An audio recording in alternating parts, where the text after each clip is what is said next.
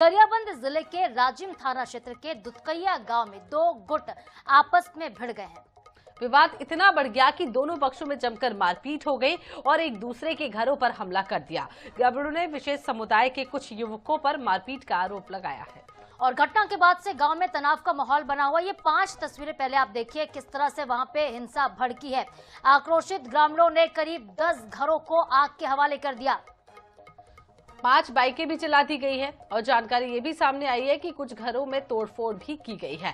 स्थिति बिगड़ने पर पुलिस मौके पर पहुंची और एहतियातन विशेष समुदाय के लोगों को अन्य स्थान पर शिफ्ट कर दिया गया है। तो फिलहाल तो क्षेत्र में पुलिस बल तैनात है, हालात पर नजर रखी जा रही है। मामले पर एसपी कह रहे हैं कि आरोपी को क्राइम ब्रांच ने गिरफ्तार कर लिया है। गांव का माहौल अब शांत है और पूरा इलाका पुलिस के नियंत्रण में भी है। लेकिन ये तस्वीरें देखिए किस तरीके से गाड़ियों को जला दिया, घरों को जला दिया और एक बड़ा मामला सामने आया दुधकैया गांव से, जहां राजिम इलाके में आता है। पूरा गांव फिलहाल जो है वो छावनी में तब्दील हो गया है।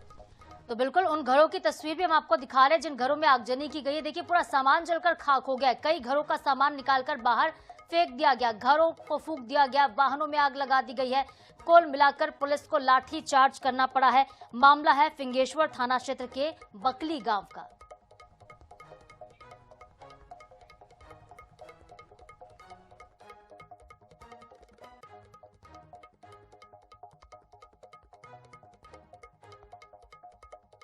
पठान लोग मेरे लड़के को धमनी के रास्ते में कूदा रहे हैं कार से। अरे ये क्या होगा कि मैं हम सांस में निकले तो वहां गए तो पता चला कि उस लड़के को पत्थर से मारा है।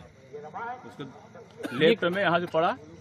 उसके बाद उसको हम लेके आ गए डॉक्टर के पास और डॉक्टर के पास जैसे ही पहुंचे तो फिर पता चला कि बासिल में रेखराम को मारा है वही लोग। उसके बाद फिर बकली से हम लोग वापसी आ रहे थे घर, तो बीच रास्ते में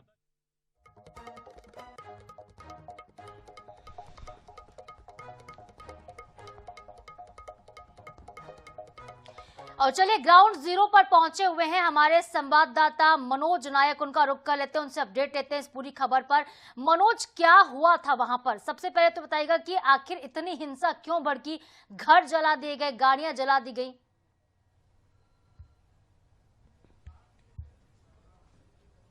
जी देखिए, हम सुबह जब गांव आए तो यहाँ पर जो है हालात जो है काफी तनावपूर्ण थे। ग्रामीण हालांकि घर से बाहर नहीं निकल रहे हैं। वहीं जो है पूरी स्थिति को जो है पुलिस ने अपने नियंत्रण में लिया हुआ है। लगातार पुलिस यहाँ पर गांव में मार्च भी कर रही है ताकि स्थिति ना बिगड़े। लेकिन जो जानकारी सामने आ रही है कि 2-3 दिन से गाँव में जो है हालात जो है तनावपूर्ण बने हुए थे, क्योंकि जो विशेष समुदाय के जो युवक है, बताया जा रहा है कि ग्रामीणों के जो बच्चे हैं या जो लड़के हैं उन युवकों को लगातार टारगेट करते। पिछले 2-3 दिनों में जो विशेष समुदाय के एक युवक ने जो बाहर गांव के बाहर अंजाम देते हाथ पर 3 से 4 मारपीट की घटना को अंजाम दिया गया था और इससे कहीं ना कहीं भड़के हुए थे। उनका गुस्सा जो है अंदर देखा गया, तो कहीं ना कहीं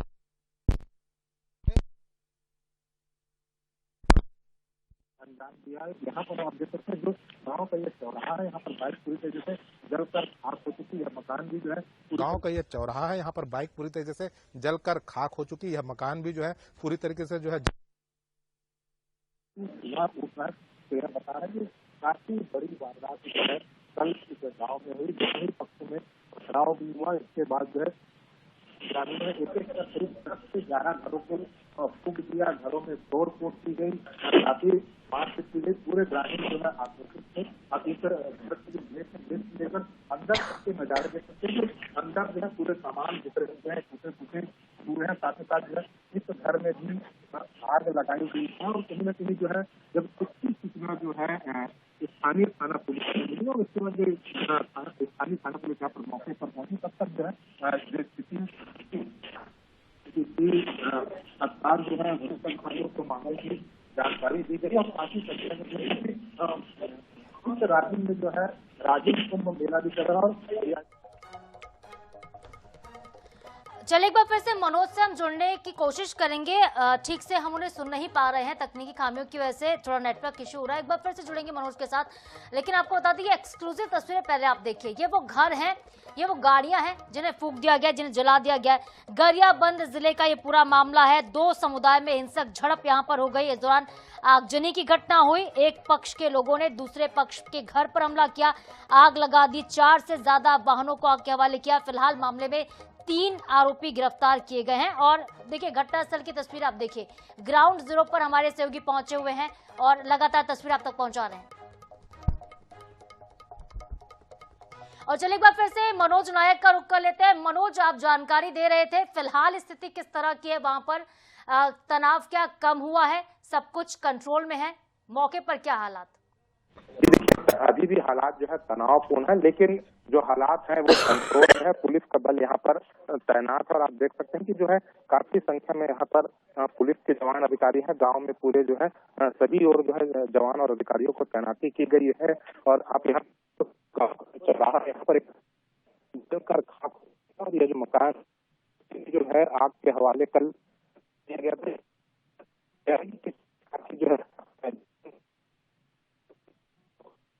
तो जो विशेष समुदाय के जो मकान है उसे जो है ग्रामीणों ने फूंक दिए हैं। जो घर के अंदर जो है काफी तोड़ फोड़ की गई है। सारे सामान जो है यहाँ पर बिखरे हुए हैं। और आप जो नजारा भी देख सकते हैं कि यहाँ पर जो तोड़ फोड़ के बाद जो ग्रामीणों ने इस मकान को सिर्फ इस मकान को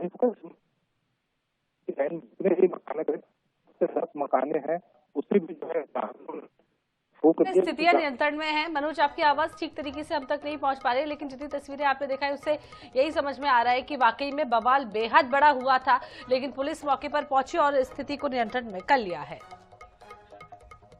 धन्यवाद मनोज आपका तमाम जानकारी देने के लिए।